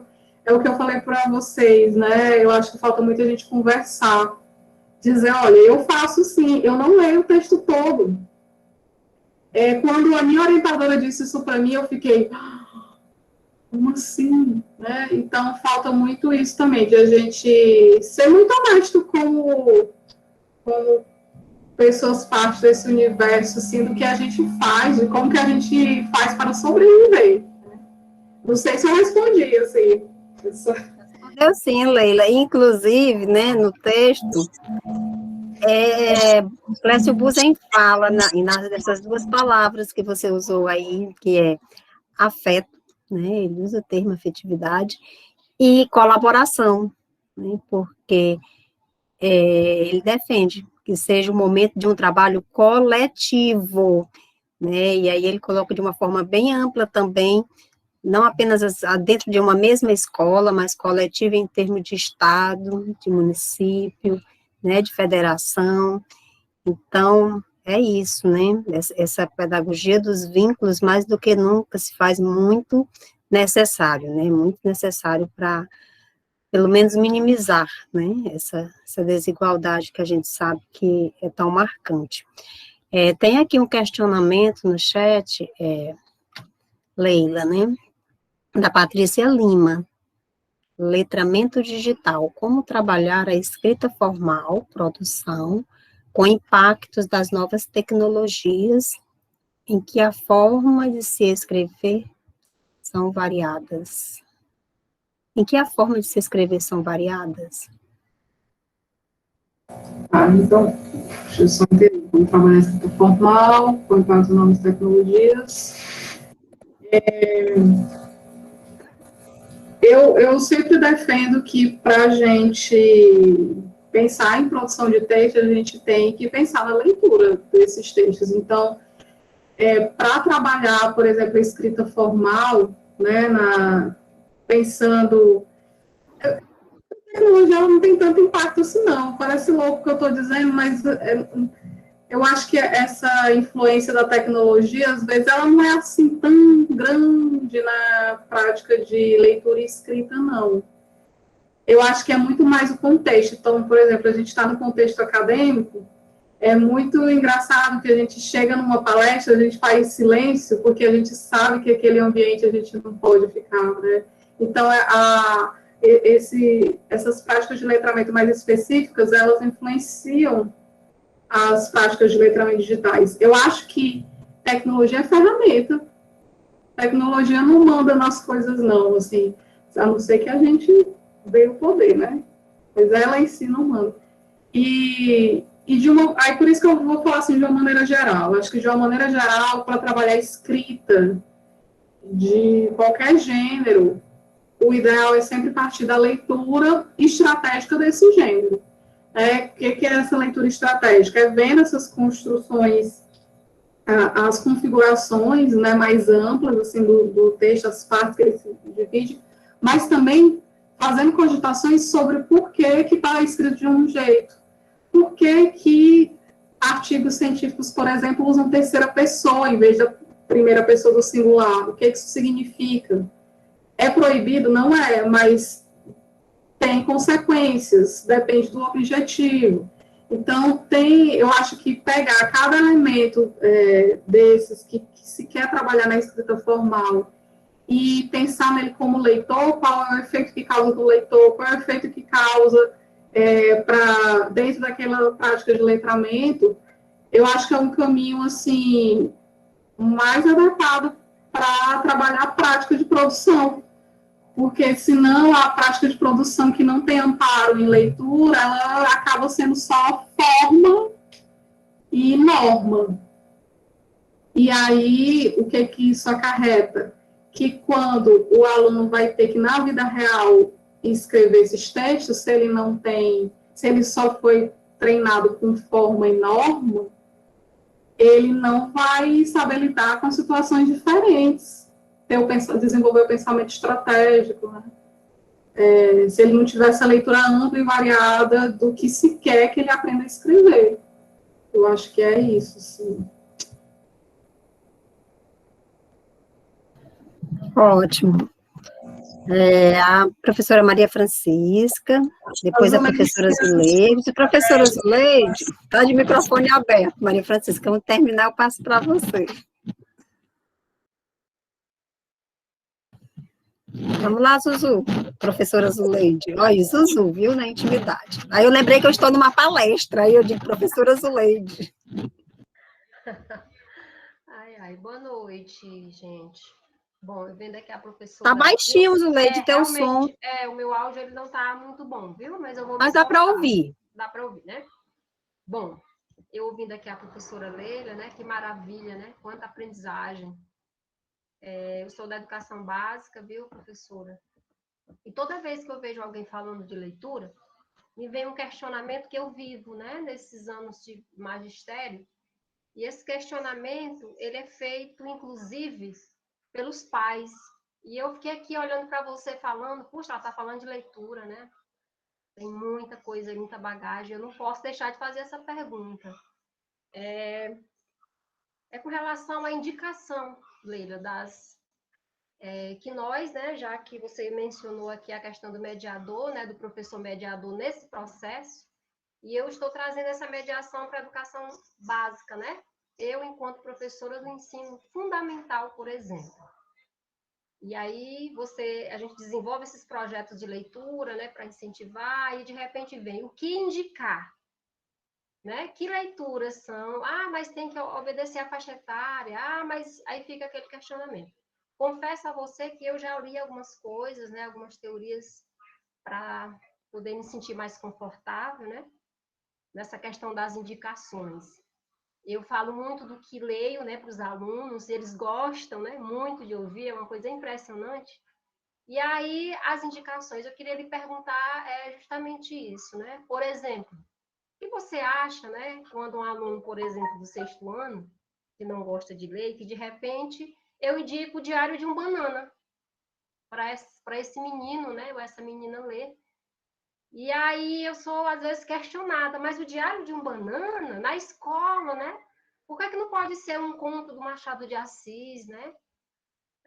Por que não pode ser um texto do Drummond, de Andrade, né? E aí já fui questionada algumas vezes, e aí eu rebato dizendo que eu preciso trazer esse menino para o mundo da leitura, e a forma, né, que eu achei foi trazendo esse universo de leitura mais, né, na realidade dele, né? E aí eu fico sempre com esse questionamento. E eu queria lhe fazer essa pergunta: o que você acha dessas indicações, né? Mais dessa leitura mais da idade, né? Desse Diário de um Banana, né? Na escola, né? No espaço escola, né? Eu estou citando aqui o Diário de um Banana, mas existem outros livros que os meninos gostam muito de ler. E eu queria que você falasse um pouquinho sobre isso, né? Eu, primeiro, vou dizer que eu amo o Diário de um Banana. E eu acho que eu acho que a tua visão da leitura é isso. Eu não tiraria nada. Eu posso contribuir, talvez, falando um pouco sobre... Assim, eu até falei no início, né, que eu tenho um projeto paralelo de iniciação científica que é com leitura de imagens. Porque eu sou professora do Letras Livres, então eu tenho turmas mistas de surdos e ouvintes. Então, imagina que, assim, é muito complicado levar o surdo para esse universo da leitura de palavra, porque a língua deles, né, a Libras, é uma língua imagética. Então, o que eu tenho feito? Trabalhado com livros ilustrados sem palavras e quadrinhos sem palavras. Essa estante aqui é só isso. E eu estou trabalhando isso no ensino superior. Eu estou fazendo aula de leitura de livro infantil no ensino superior com alunos surdos e ouvintes e com bons resultados. Por quê? Eu acho que faz a gente pensar nessa coisa da faixa etária de uma maneira menos, assim, determinista, porque a gente tem uma coisa chamada camada de leitura. O meu aluno de ensino superior pega um livro desse infantil, né? E ele acha que está falando sobre a depressão dele. E ele se reconhece e se emociona. E eu já trabalhei, teve uma oficina que eu trabalhei com criança, adolescente e adulto com o mesmo livro, e cada um deles achou o livro incrível de diferentes formas e trouxe para a vida dele. Nessa figura do professor mediador, que vai fazendo a conexão da forma do conteúdo e com a vivência daquele aluno, com a vivência sociocultural. Um exemplo, eu fui dar aula de literatura. Eu sou linguista, né? Mas eu precisei dar aula de literatura porque a gente estava sem professor. E lá eu tinha que falar do Gonçalves Dias, da Canção do Exílio. Aí, o que eu fiz? Isso no ensino superior, né? Levei um livro infantil que é sem palavras e ele é inspirado na Canção do Exílio. E depois é que eu li com os alunos a Canção do Exílio e fui fazendo pergunta. De repente, estava o aluno lá chorando, porque lembrou da mãe, porque fala sobre saudade e tudo. Então, eu acho que a despeito das críticas que tem, porque eu enfrento essas críticas também, eu sei disso, quando eu trabalho livro infantil no ensino superior, né, para poder capturar leitor, eu sei que eu também enfrento essas críticas, então eu imagino que é nesse sentido também. E aí, eu acho que é persistir nisso, porque os alunos, eles se engajam muito mais, né? E aí, eles vão descobrir depois que Machado de Assis é muito legal, porque dá para fazer essas relações, né? A partir dessas leituras que ele já gosta, capturar esse leitor nessa mediação, e aí relacionando com outras leituras que são consideradas mais densas, que eu também acho que nada a ver, que é camada de leitura. Um dia desse estava lendo Missa do Galo, do Machado de Assis. Menina, eu descobri que é um conto erótico. Não sabia. Quando eu li no ensino básico, eu achei chato. Aí, um dia desses, dando uma aula de leitura, né? Eu, como aluna, aí eu fiquei chocada, porque eu nunca tinha capturado aquilo ali, não. Então, isso, talvez se o meu professor da época tivesse feito umas estratégias como você está indicando aí, eu teria até gostado, né? Mas eu demorei a gostar de Machado de Assis, né? Então, eu acho que é isso, acho que está no caminho certo. Eu recomendo, se tu puder fazer esse trabalho com um livro sem palavras, um livro só de imagens, e bem na pergunta, assim, ficar fazendo um monte de pergunta para eles irem indicando os caminhos. Eu acho que pode ser muito interessante e até para introduzir outros textos com palavras, né? Pode ser um caminho. Se eu for entrar nesse assunto, aí a gente vai falar para sempre. Porque... Leila, minha querida. Professora, muito obrigada. Eliane. Nós já estamos 19h07. Né? Se você tem a professora Maria Francisca, que levantou a mão há um tempão, e tem Rosane. Se você ainda tiver tempo, senão a gente finaliza aqui, porque eu sei que você tem compromisso às 19h. Não, meu compromisso é 19h30. Então, ótimo. Então, Maria Francisca e depois Rosane. Vai ser rapidinho. Olá, companheiras, né? Aí tem as companheiras preceptoras da residência, né? Fiquei ouvindo a Leila e também contextualizando, né? Com esse momento também dos residentes, né? Aí na elaboração de atividades, né, que motivem esse processo de leitura, né? E aí fiquei pensando, né, será de fato, e vai a pergunta para os residentes, né, como é que está sendo pensado, né, o que se está visualizando, né, no contexto desse ensino, né, remoto, porque em São Bernardo nós temos duas situações, né, poucos alunos que de alguma maneira estão participando diretamente de atividades, né, com o uso do recurso do celular, que é o que a maioria tem, né, eu acho que pouquíssimos devem ter computadores, né, a Rosane depois pode complementar isso, e você tem, assim, que eu até coloquei num outro webinário que já teve hoje, né, um ponto importante para o município, e aí a gente pensa do ponto de vista de política educativa, né, a nível de município, quando pensa o ensino, né, que é disponibilizar para os alunos os cadernos, né, os cadernos de atividades. Isso eu estou falando a nível municipal, né, a nível estadual, a Rosane aí vai falar depois, ela pode também complementar em relação a isso. E aí, por que eu estou colocando isso? Né? Porque esse aluno que não tem o acesso ao celular, ele vai ter o acesso ao caderno, né? Então, lá vão, como, inclusive, são os cadernos aí de proposição da professora Zuleide, ela faz toda uma conversa, né, com o aluno no caderno, né? Para que ele interaja, para que ele participe, então, meio que vai no ritmo de conversa, né? Como se a professora estivesse ali conversando e fazendo os encaminhamentos, né? Então, assim, de qualquer maneira, é um tipo, né, é uma possibilidade de ensino, né, que não deixa de lado aquele aluno que não tem um recurso tecnológico, né? Então, isso é importante. E a outra questão que é a ampliação, vamos dizer assim, desse espaço de leitura para os recursos, né? Então, lá tem a indicação de ver o YouTube, né? Algum vídeo, tem a indicação de fazer alguma pesquisa, e aí eu achei bem pertinente quando você estava falando isso, né?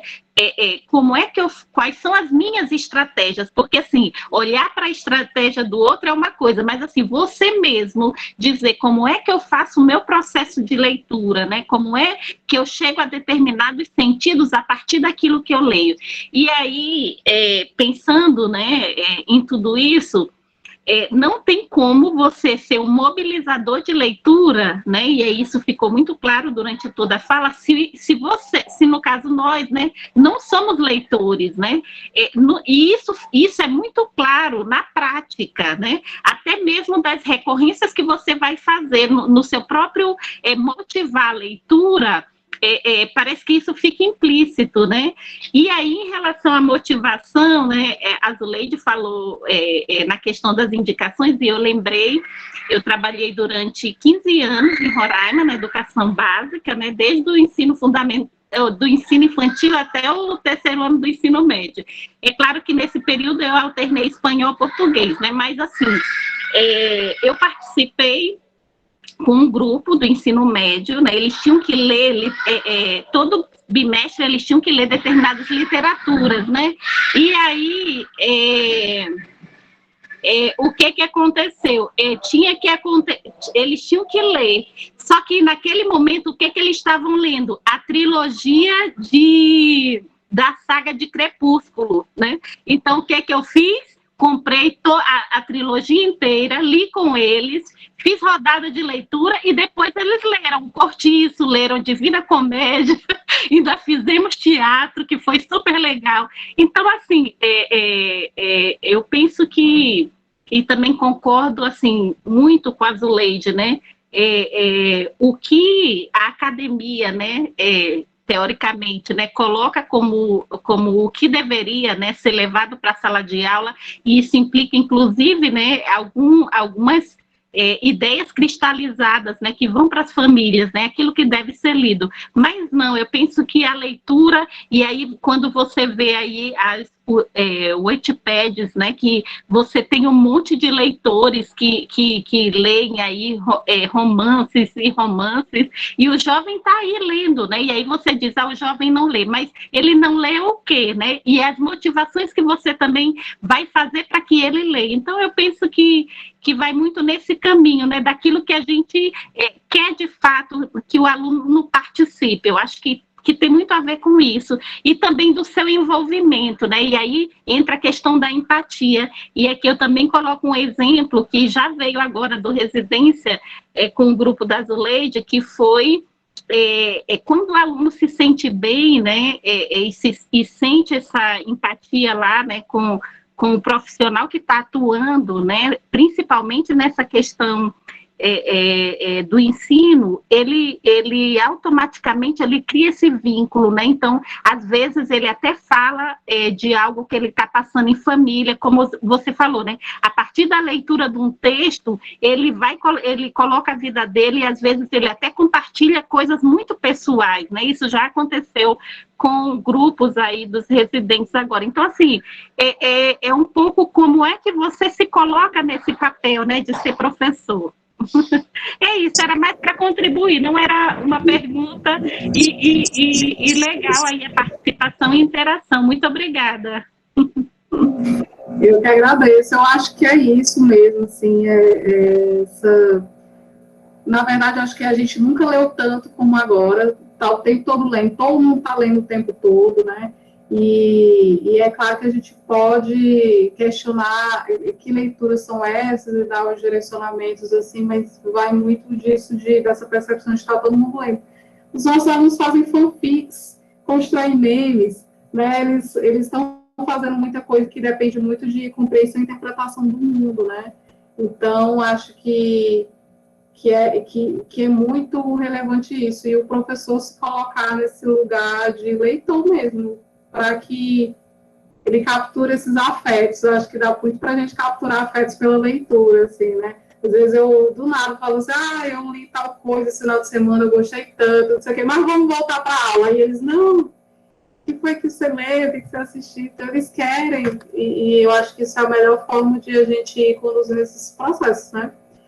Com essa aproximação. Eu acho que isso é muito importante mesmo.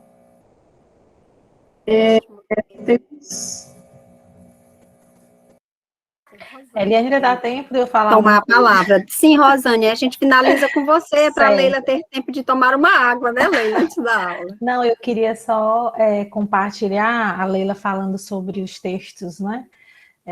Textos com imagens, de um livro que o meu filho recebeu, que é A Girafa Belka. É muito legal, Leila. Ele é um livro ele é praticamente um caderno de atividades. E foi engraçado, é muito legal, muito. A gente vai construindo a leitura junto com o filho ou com o aluno, e ele dá, assim, uma possibilidade muito grande. Então, assim, quando ele recebeu esse livro, ele estava nas primeiras leituras, né? E hoje, quando a gente foi ler novamente, né, porque já está até amassado de tanta gente ficar mexendo, foi muito interessante, eu consegui conectar o que você falou, né? O mesmo livro, e ele me deu uma outra resposta. E realmente eu achei, assim, fantástico, né? Eu disse assim, olha, ele já está começando a ler melhor, né? Assim, vamos dizer assim, está lendo automaticamente, mas, assim, a visão dele foi outra do que quando a gente recebeu. Então, a Girafa Belka é bem legal e trabalha muito com sentimento. Vai trabalhar muito com sentimento e também com sugestão, porque aí o aluno, ele vai construir, né, a partir do que ele está vendo. E uma coisa também que a Eliane falou, que eu achei muito interessante, que está acontecendo, né? Esse momento todo, né, de pandemia, tem feito a gente realmente ser bastante colaborador. E a gente tem aprendido muito a trabalhar em equipe. E eu me surpreendo quanto nós éramos nas atividades presenciais. Eu, às vezes, confesso que até fazia meu planejamento de leitura totalmente isolado. Fazia projetos de leitura, compartilhando, às vezes, com a minha colega Zuleide lá da outra escola, e não conseguia me aliar com as próprias colegas da escola. E hoje a gente tem conseguido quebrar isso. Então, a gente está o tempo inteiro escrevendo, lendo, vários grupos de WhatsApp da escola, que tem hora que eu não sei nem qual é o grupo que eu estou tendo que responder. E mesmo assim, né, o que a Eliane falou do artigo, né, colaboração, vínculo, está sendo muito muito presente. E hoje, eu desenvolvendo uma atividade pelo WhatsApp com os alunos do 9º ano, nós iríamos trabalhar o conto psicológico. E a abertura era uma imagem, uma leitura de imagem de garotos tomando banho de chuva. E eu comecei a perguntar como eles estavam se sentindo. E aí teve aquele momento que eu sofri, porque muitos disseram que estavam tristes, outros disseram que estavam doentes. E aí começou a ficar assim, aquele momento mesmo. Aí eu fui perguntando, se esse sentimento é positivo, é negativo? E naquilo tudo eu tive que fazer um comentário assim de positividade, que vai dar tudo certo. Aí na mesma hora veio aquela ideia, né? Peguei na internet, ó, no Google, uma imagem de garotos tomando banho de rio. E aí, quando eu coloquei a imagem, eles disseram saudade, né? Ou professora, que saudade. Então, assim, hoje, acho que essa semana, na turma do 9º ano, eu tentei trabalhar muito essa questão da afetividade, porque eles estão tendo necessidade de dizer como estão se sentindo. E aí eu sei que consegui, no final eu conversei coloquei o vídeo do conto psicológico, conversei com eles, e terminou a aula, gente, me deu assim uma sensação de assim, nossa, como é que eles estão se sentindo, né? Eu fiz uma leitura até daquilo que eles me transmitiram, e fiz os printzinhos, guardei, para a gente depois avaliar, não é? O quanto nós precisamos realmente mostrar para eles que a gente continua junto, né? E tem dado certo, foi fantástica, era essa a minha colocação, já são 7h20. É isso mesmo, eu acho que essa sensação eu hoje, assim, particularmente, os momentos que eu me sinto mais como se tudo que está acontecendo no mundo ficasse um pouco mais apagado, esses momentos assim, ou aula, ou quando eu estou aqui podendo conversar numa palestra, ou ter essa troca, assim, é o que está me salvando mesmo, né? Então, isso é muito importante. Bom, eu percebi que teve um interesse sobre essa coisa da leitura de imagem, eu queria propor para a Eliane, para ela talvez pensar se vocês quiserem a gente pode conversar sobre leitura de livros ilustrados sem palavras. A gente pode ver isso, assim. Eu não dou palestra sobre isso, na verdade, o que eu faço é dar aula de leitura como mediadora e aí fazer com que os adultos virem crianças, digamos assim, mergulhem nos livros. Então, eu tenho feito isso em algumas oficinas, e aí, se vocês quiserem, vocês já peguei a Eliane lá, e aí ela fala comigo que vai ser um prazer fazer uma prática de mediação, todos nós, tá? Mas eu queria agradecer muito, assim, foi muito, muito bonito essa troca e estou muito feliz, assim, espero que tenha sido proveitoso, agradeço muito, Eliane, pelo convite, foi muito, muito bacana mesmo. Foi ótimo, Leila. Tire o se, tá? Tire o se, porque já foi aceito, né? E vai ser, assim, um prazer enorme ter você aqui de novo conosco, né? Vou estender, inclusive, o convite para outros professores da educação básica, porque eu sei o quanto que há essa necessidade de se trabalhar de estratégias de leitura, principalmente pensando aí nas multissemioses, né? Então, tenho certeza de que vai ser um outro momento de grande valor. E aí, Leila, eu agradeço muito sua participação, né, sua colaboração, e foi, assim, a apreciação que eu faço do momento, é que foi um momento leve, produtivo, né, de muito aprendizado, e muito dialógico, né, que eu também acho super bacana, esses encontros, onde tem muito esse diálogo, e é bem mesmo característico do Grupo Catáfora, né, então aprovo muito aí essa metodologia. Então, parabéns, Leila, parabéns pela sua fala, e parabéns para nós, que tivemos o prazer de ouvi-la, né, e agora nós vamos fazer aí uns prints, Elaine vai fazer aí uns prints da nossa beleza, né, para a gente registrar esse momento. Cabelo de quarentena, né, gente? Porque eu tava com a cabeça raspada um ano atrás, né? Eu às vezes raspo a cabeça, ele já viu. E aí eu estava, agora o cabelo cresceu, né? Tá assim. Tá linda. Vamos lá. Gente, por favor, ligue as câmeras. Pra ver a beleza de todo mundo, ajeitem o cabelo, passa a mão assim. Aí, ó, todo mundo bonito. Gente, eu sempre fico fazendo print, às vezes as pessoas não sabem o que eu tô fazendo. Então, enquanto eu estiver sorrindo é porque eu tô fazendo, viu? Certo. Espera um pouquinho, deixa a Leila aparecer também. Ela tá dando um grau aí no cabelo. Eu estou aqui, já estou aparecendo. Rosane. Ah, já tá. Desculpa, é porque eu não estava visualizando.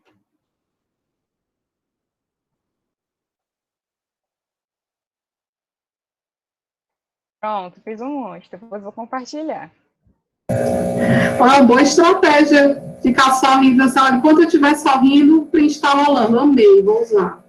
O último encontro, todo mundo, Elaine, mas tu tá fazendo print? Porque eu só vejo tu sorrindo. Aí eu disse, não, eu tenho que desenvolver um método para as pessoas entenderem que eu tô fazendo o print. Aí, não, agora pronto, sorri. Enquanto eu estiver sorrindo, eu tô tirando.